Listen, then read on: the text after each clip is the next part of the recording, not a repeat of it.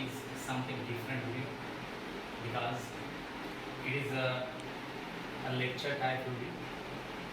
Actually, I'm going to give you lecture and I'm going to teach you a poem which was written by William Shakespeare, that is sonnet number 1.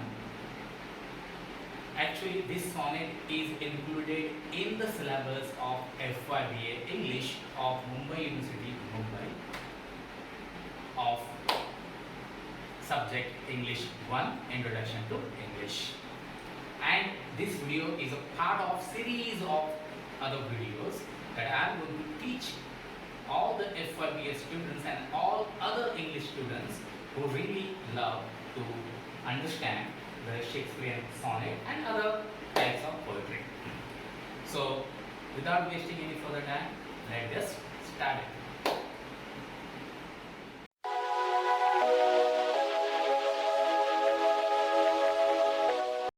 William Shakespeare has written 154 sonnets, and this is the first sonnet. Actually, this is the first series of sonnet. At least I think the 14th sonnets are called as a pre-creation sonnets, and this is the first sonnet. So before I'm going to teach you, I also want to tell you that I'm going to tell you the brief summary in Hindi or Marathi at the end of my video. So please watch my videos till the end, and if you are new to my YouTube channel, please subscribe to my YouTube channel and hit the bell icon and share to your friends and also like. And if you want to discuss with me on this topic, you can make your comments on the below.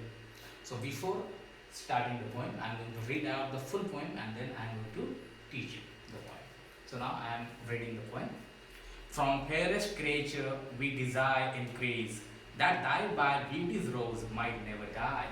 But as the riper should by time disease, his tender hair might bear his memory.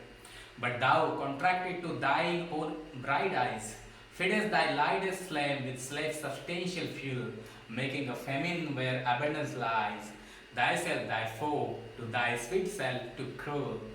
Thou that art now the world's fresh ornament, and only herald to the gaudy spring, within thine own bird buries thy content, and tender curve makes west in niggarding. Pity the world, or else this glutton be, to eat the world due by the grave and deep.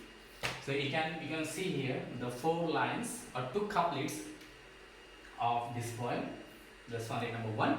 From fairest creature we desire increase. Actually, this is Shakespeare believes that fair youth is beautiful, and therefore as a young and as a beautiful, every animal who is a beautiful animal or every animal, they have a natural desire that they can increase or they can multiply.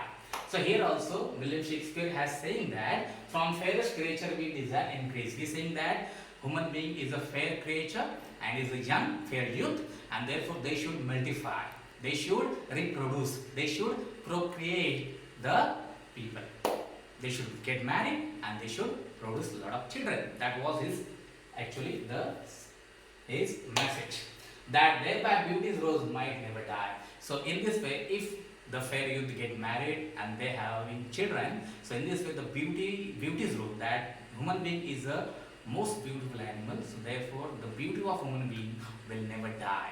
So that is the first couplet of this poem. Another is that, but as the riper should by time disease, his tender hair might bear his memory. It means that when old person, when he dies, so when he become old, actually he lost his beauty. So actually when he became ripe means when he became old and then he died. So here William Shakespeare is saying that after the death of a human being, the new generation should carry forward the beauty. So in this way, generation by generation, fair youth will be there and it will be beautiful. So before ending these 4 lines in English, I just want to tell you in Hindi. William Shakespeare ने ये जो कविता है लिखी है sonnet number 1, और इसमें ये जो 4 लाइन्स है, इसमें उन्होंने कहा है कि हम जो इंसान जो है वो काफ़ी खूबसूरत ऐसे जानवर है, और हर जानवर यह देखता है कि हम किस तरह से बच्चे पैदा करें। तो इस तरह से विलियम शेक्सपियर का यह कहना है कि हम जो इंसान है और इंसानों में जो जवान लोग है, जवान जो है, उन्होंने शादी कर कर बच्चे पैदा करने चाहिए। जब लोग बूढ़े हो जाते हैं तो उनकी खूबसूरती चली जाती है। तो क्या होता है, जब लोग शादी करते हैं जवानी में तो उनके जो बच्चे पैदा होते हैं और जब वे बूढ़े हो जाते हैं तो उनके बच्चे जवान हो जाते हैं। तो इस तरह से खूबसूरती जो है वो रह जाती है। We are going to turn to the second quatrain of this sonnet. But thou contracted to thine own bright eyes, feedest thy light's flame with self-substantial fuel. So actually here William Shakespeare chides to the fair youth, because fair youth is only self-absorbed and therefore it has procreation. Actually, according to Shakespeare, here the fair youth is contracted to thine own bright eyes. It means that the fair youth think that he is only beautiful and therefore he should protect his beauty, and therefore he is not ready to getting married. Some people also think that after getting married they will lose their beauty. So therefore they wanted to retain their beauty, and therefore they are very self-absorbed. They are thinking that only they are beautiful and they don't want other competitor in their beauty. Making a famine where abundance lies, thyself thy foe to thy sweet self too cruel. So actually, when the fair youth is saying that I am only beautiful and I don't want to marry, actually it is adding self-sufficient fuel. It is a fuel that it is like a fire. Okay, I am only beautiful, and he is just adding some fuel to just making that or running away from the marriage. So actually it is a misogynist. He is becoming the misogynist. So in the second couplet of this quatrain, here he is saying that actually it is a famine where there are a lot of that hidden beauty lies. Actually it is the lies that he is saying that he is the only beauty. So it is actually famine according to William Shakespeare, and therefore he is saying that fair youth is enemy of fair youth, because he is a very cruel, because he is not getting married and not producing children. तर या ठिकाणी आपण असं बघू शकतो की William Shakespeare इथे या ठिकाणी असं सांगत आहे की फेर युथ जे तारुण्य जे आहे, तरुण जे लोक आहेत ते स्वतःच्या सौंदर्यामध्ये इतके बुडून गेलेले आहेत व अपनी खूबसूरती के अंदर इतने डूब गए हैं कि वह नहीं चाहते कि हम बच्चे पैदा करें. ते त्यांना बिलकुल असं वाटत नाही की त्यांनी लग्न करावं आणि मुलांना जन्म द्यावा, कारण की आणि ते स्वतः त्या खोट्यापणामध्ये ते जळतायत आणि स्वतः दिसतो टाकतायत की मी किती सुंदर आहे आणि मी जर लग्न केलं तर माझं सौंदर्य निघून जाईल. आणि हे जे विचार आहेत हे विचार म्हणजे एक दुष्काळ आहे, ज्या ठिकाणी असंख्य खोट्या गोष्टी ज्या पडलेल्या आहेत आणि त्याच्यामुळे विलियम शेक्सपियर इथे म्हणत आहे, यहाँ पे विलियम शेक्सपियर ये कह रहे हैं कि जो तरुण जो लोग हैं, जो जवान जो लोग हैं, वह खुद के शत्रु है. जे जवान जे लोक आहेत, तरुण जे लोक आहेत ते स्वतःचे शत्रू आहेत असं तिथे या ठिकाणी ते सांगत आहे.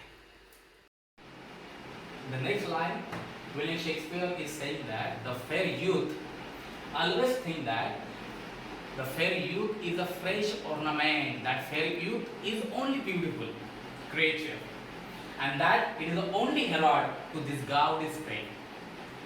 But actually by thinking so, fair youth is burying his own beauty bird in his own content. तर इथे विलियम शेक्सपियर असं सांगत आहे की जे तरुण आहेत, तरुणांना असं वाटतं की ते एकदम सुंदर आणि ताजे असे दागिना आहेत आणि ते जणू काही वसंत ऋतूचे दूत आहे. परंतु अशा प्रकारचा विचार करून ते स्वतःच्या सौंदर्याची कळी स्वतःमध्येच दाबून टाकत आहेत, ते संपवून टाकत आहेत. Again, the last line of the third quatrain is that, and tender curl makes best in the garden, and in this way they are wasting their time by thinking so. आणि अशा प्रकारे ते अशा प्रकारचा विचार करून ते स्वतःचा वेळ आणि स्वतःचं सौंदर्य देखील काय करत आहेत, आहेत, वाया घालवत आहेत. Now we are going to come to the conclusion of this sonnet, that the couplet, the last couplet of this sonnet, pity the world or else this glutton be, to eat the word due by the grave and thee. So William Shakespeare here appealing to the fair youth that they should pity to the world, and therefore they should get married and they should start procreation. Or otherwise, after the death, they will bury in the tomb and a lot of worms will eat their beauty. आणि ते शेवटच्या ओळीमध्ये William Shakespeare आपल्याला असं सांगत आहे की तरुणांनी या जगावर दया दाखवली पाहिजे, सहानुभूती दाखवली पाहिजे आणि लग्न करून मुलांना जन्म दिला पाहिजे. नाहीतर मृत्यू झाल्यानंतर जेव्हा त्यांना पुरण्यात येईल जमिनीमध्ये, त्यावेळेस असंख्य आळ्या त्यांना खातील आणि त्यांचं सौंदर्य देखील ते खाऊन टाकेल. त्यामुळे तरुणांनी लग्न केलं पाहिजे आणि मुलांना जन्म दिला पाहिजे, ऐसा यहाँ पर विलियम शेक्सपियर साहब कह रहे हैं. This poem is a sonnet. The sonnet is a 14 lines relief poem and it consisted of 14 lines iambic pentameter. Actually, I have told you that the sonnet is started in Italy. Italian poet Petrarch, he has invented this form of poetry, and it was arrived in England in Elizabethan age. And there are two types of sonnet in English literature. One is the Petrarchan sonnet, where there are only two stanzas. First stanza is an 8-line stanza, it is called as an octave, and the second stanza is a 6-line stanza and is called sestet. And the rhyme scheme is like that: A B A B. Shakespeare, actually he has written a lot of English sonnets, and therefore from his name, this sonnet is known as a Shakespearean sonnet. So this is the Shakespearean sonnet, and in Shakespearean sonnet there are 3 quatrains. Quatrains means 4-line stanza, 3 quatrains and 1 couplet. Couplet means 2-line stanza. And the rhyme scheme of this poem is A B A B, C D C D, E F E F G G.